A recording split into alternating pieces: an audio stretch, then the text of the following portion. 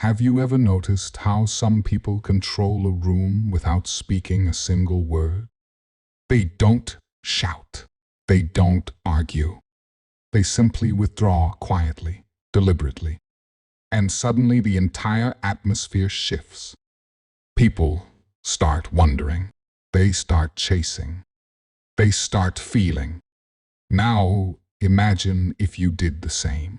Imagine if you stopped reacting instantly, stopped explaining yourself, stopped being emotionally reachable at every moment of the day. Do you know what would happen? The world around you would go into a subtle crisis. Because people have been conditioned to control you through your reactions, through your predictability, through the emotions they know they can trigger in you. But the day you choose silence, the day you refuse to play the same emotional game, and those who thought they understood you suddenly realize they never knew you at all. Carl Jung once said that everything which irritates us in others reveals something about ourselves. But here is the darker question. When you become inaccessible, who becomes irritated? Who gets desperate? Who starts poking your wounds just to hear you react again?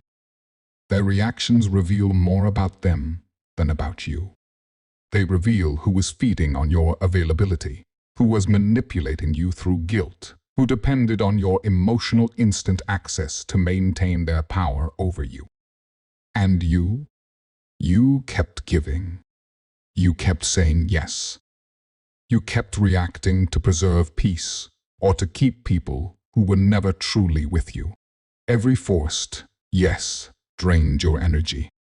Every fast reply cost you another piece of your center, until the only thing left inside you was exhaustion, frustration, and a numbness you couldn't explain. But the truth is simple. You were too available to people who did not deserve even a moment of your silence. This message is not about turning cold. It's about choosing yourself. It's about understanding what Jung called individuation, the process of becoming whole, real, and internally sovereign. And this journey begins when you discover a terrifying truth. Silence can be more powerful than 1,000 arguments. Withdrawal, when conscious, is an act of psychological dominance. So ask yourself, how long will you allow others to control your emotions? How long will you dance to the rhythm of their triggers? How long will you be a puppet whose strings are tied to everyone's expectations? You were taught since childhood to be present, to reply fast, to be agreeable, to keep the peace. But excessive availability is not kindness. It is self-abandonment disguised as virtue. When you are always accessible, you become predictable. And anything predictable becomes a tool. People start using you as an emotional emergency button. They press it when they need comfort, validation, attention, then they put you back on the shelf. This has nothing to do with love. It has everything to do with convenience. Jung spoke about the persona, the mask we wear, so others accept us. Your constant availability is part of this mask. You say it's okay while you're suffocating. You reply instantly even when you're depleted. You justify yourself as if you owe your soul to the world. But the more you center others, the more you disappear from yourself. Availability becomes a prison. Your energy becomes currency that everyone spends, but no one replenishes. And the more available you are, the less value you hold, because abundance without boundaries becomes emotional waste. Stop and ask yourself, who deserves your presence? Who deserves your silence? Who deserves nothing at all? Before we answer that, you must understand something deeper. Why do you react so much? Why do you give in so easily? Why do you feel compelled to respond, to justify, to please? Jung believed that every action consumes psychic energy. Your mind is not a machine, it is an energy system. And every emotional reaction is a withdrawal from your inner account. When you react to meaningless criticism, when you reply to provocation, when you engage in pointless debates, when you try to please those who never valued you, you are draining yourself. And that which you resist persists. The more you react, the deeper you sink into the same emotional traps. Exhausted people are not weak, they are misdirected. And misdirected energy creates vulnerability. Predators sense this. Manipulators sense this. Emotionally needy people sense this. They know you don't guard your energy.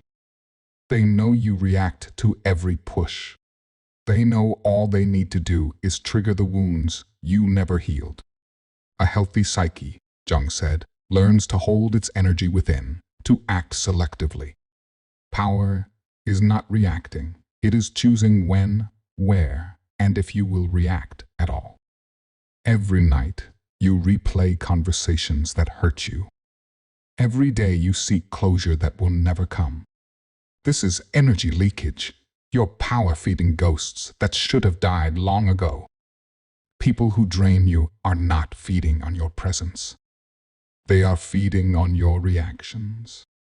Your unavailability is a threat because it blocks their access to your energy.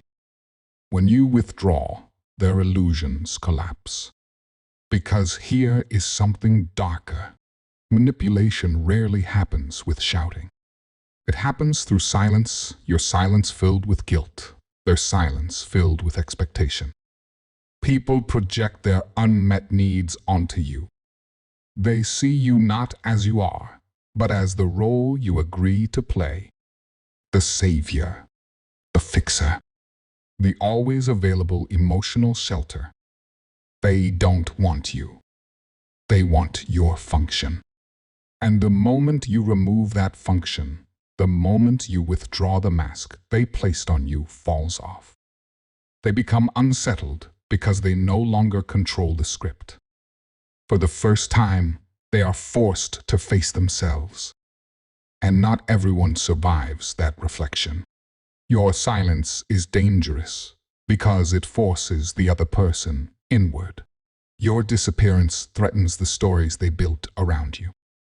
They will accuse you, guilt-trip you, provoke you, not because you're wrong, but because you stopped being useful. But real silence is not absence. It is amplified presence. It is self-possession. It is sovereignty. Modern life worships noise, constant response, constant engagement, constant explanation. But silence is rebellion. When you stop reacting, you start observing. You see patterns. You see manipulation games. You see the cycles you used to feed without realizing it. Lucidity emerges. And lucidity is lethal to anyone who previously controlled you through chaos. Your silence takes away their narrative. Your absence exposes their dependence. Your boundaries reveal their wounds. But silence has a price. You will lose people. You will be misunderstood. You will be called distant, arrogant, selfish. But these reactions come only from those who fed on your imbalance. Silence rebuilds you. Withdrawal reconnects you.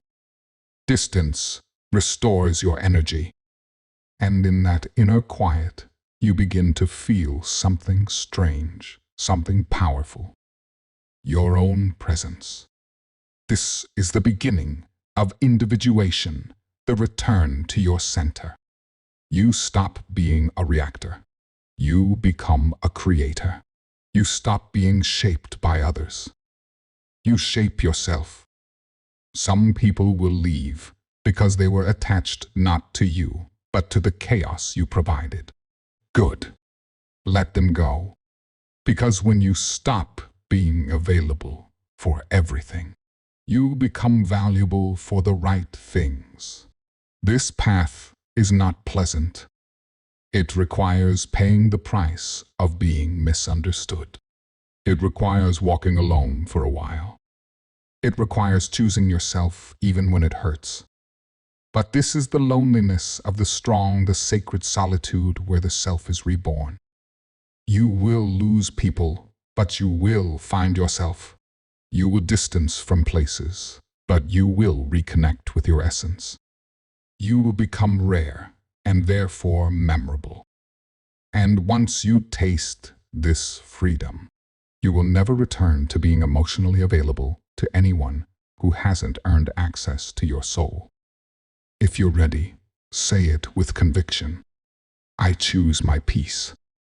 And remember, the world does not respect what is always available, but it never forgets what it cannot easily reach.